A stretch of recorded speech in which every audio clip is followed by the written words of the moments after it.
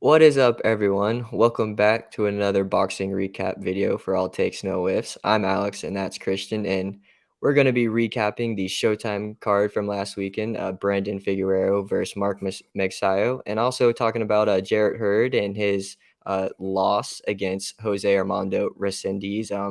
Really liking what I saw from Resendiz, and not really liking what I'm seeing from Jarrett Hurd, but both of these fights were really good, and I'm looking forward to get into it. Oh yeah. The main event definitely that's something to talk about for sure. But before we get into that, this Jarrett Hurd, I guess you could call it. I don't know if you could call it an upset. It was to me. My prediction was off. My thing is with Jarrett Hurd is I thought he was at a point where it's like make or break, and this just proved its break. So yeah, him taking a loss in the 10th round at the start of the 10th round to Resendiz, that's a big blow, and I just don't know if I'm seeing him coming back. But enough of criticism for Jarrett Hurd. What really needs to be said is credit for Resendiz. He's on the map now at 154.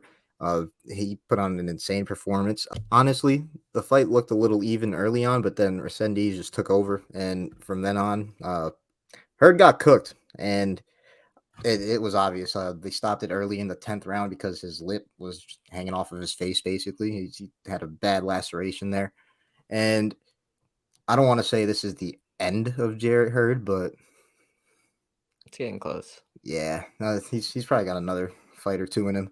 But Jose Armando Resendiz, that's a name to look out for sure. And this fight, it was exciting overall. It was really exciting, and Jarrett Hurd actually came out a little strong, but Resendiz just dominated later on in the fight, and there really wasn't much Hurd could do. Not really too much more to really talk about this fight. I'm just really excited to see where Resendiz goes after this, though. Any quick names at 154 you'd like to see? I don't know yet because I still would like to see him probably. He's definitely not a contender yet. He's still going to Mm-hmm. be a prospect, especially because Hurd just On the didn't way out. really. Yeah, he's on the way out, and that's his third loss in like his last 4 or 5 fights. So, yes, it's a really good win for him. It's a good name, but I still would like to see him fight a couple more lower guys, maybe. Yeah, I feel that. Considering how we feel about where Jarrett Hurd's at now, it's like he's not the type to launch somebody up the rankings like that. But uh, it would be nice to see him bounce back, but it's too late for that. But to move on to the main event, though, this is the fight where all the action was at. Ended up being wide on the margins, I guess, but Brandon Figueroa defeating Mark Magsayo by unanimous decision. Uh, Reason it looks wider, obviously, was because of the 2 points that Magsayo had taken off. But honestly, I think for the amount of rounds that they scored for each fighter, I think it's a little wide. I thought this was a lot closer, maybe 1 or 2 rounds for Figueroa up. But regardless of that, he was the clear winner for sure. Oh yeah, he was definitely the clear winner. He kind of controlled this fight.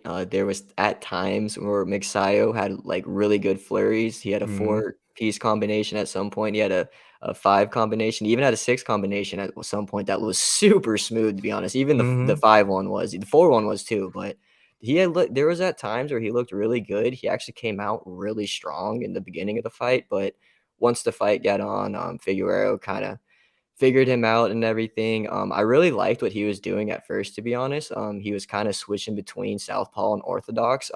This dude just looked comfortable in the ring, to be honest. It doesn't matter who he's fighting against, which style he's fighting against, which style he's fighting. Dude just looks Hmm. comfortable in there, and he even says he feels it. Was reading some stuff, and after the fight, says he feels the most confident he's ever felt, especially at the weight too. He really feels good at that weight. So, kind of excited to see where Figueroa is going to be going after this because there's a lot of fights that he can be made after this, especially one. Oh yeah, for sure. And before I get into what I feel like is next for Figueroa, um, the combinations that Magsayo landed on him those few times that you just mentioned, uh, looked like they had some power behind him too. So I want to give credit to Figueroa. Like that's a solid chin right there for sure. And I feel like we've seen it before. And another thing I wanted to mention, him moving up in weight, that's definitely a huge thing for him because he's kind of a big guy for these lighter weight classes. He's Hmm. definitely on the tall end. So filling out a little bit, that could probably only do good for his power. But As for Figueroa, I think he's got a lot of options next, and honestly, even Magsayo, he's still like a solid name. But for Figueroa, He wants to move up from what I heard. He's gonna move up to 130 from everything I'm reading. oh, I mean, he's got like speed. If he wants to maybe give up some speed for more power, and it feels more comfortable like that, I could see it. But for Figueroa, honestly, he's one of the top names at 126 now. I know Stephen Fulton plans on moving up after this big fight with Inoue. Potential rematch for that. And I just want to say this. I know I was critical of Figueroa based off his fight with Fulton, but what this just showed me is like it's just because it's levels to this game. Honestly, I feel like in hindsight, Brandon Figueroa is not an ugly boxer, but he had to fight ugly against Fulton because Fulton is that much credit to Fulton. But Figueroa, that do take back some of the things about his style because he definitely looked a lot more polished in this one. Yeah, I really, really liked what I saw from him in this. And what do you think about a potential Ray Vargas matchup with him? I think he cooks Ray Vargas. To be honest, he's got youth on his side. He's got a favorable style. I don't think Vargas is going to be the one to push him towards having to fight like how he did against Fulton. And I know I'm saying he's fought ugly against Fulton, in my opinion. It was still a close fight. So I feel like when you're dropping a couple levels down from the caliber of your opponent, I think he would cook Ray Vargas, to be honest with you. What about you, though? Yeah, I'm kind of thinking that, to be honest. I mean, he just looks really good in the ring. And Vargas, I mean, he didn't. He didn't impress me, but like his last fight, he just did not look as good as I thought he was. So Shaki Foster kind of just did his thing against him, Mm-hmm. and Brandon Figueroa just looked so good in that. So I don't know. I'm looking forward to that. We'll preview that probably sometime whenever that bout gets set. Hopefully it gets set. We don't know if Ray Vargas is going to come back down to 126 or stay at 130, but that should be a really good fight to look out for. But real quick, another fight I wanted to mention on this Showtime card. There were actually three fights on this Showtime card. The very first one was Elijah Garcia.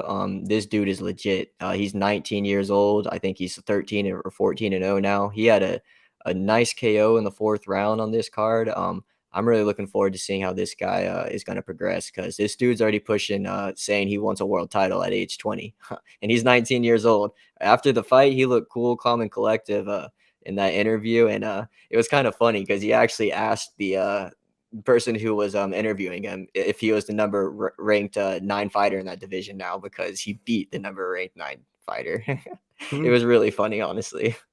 I feel that. And honestly, I think that's fair. He should be breaking the top 10 now for sure. And uh, Elijah Garcia, he sounds legit for sure. I'm looking forward to seeing what's up with him. Alex told me to keep an eye out. Wasn't able to tune into this last fight, but definitely tuning in now for sure. Yeah, Elijah Garcia is definitely someone to look out for. I'm going to be watching him closely now. I was really impressed with what I saw from him. But hopefully, we're talking about him and previewing some of his fights in the future. But until then, peace. Peace.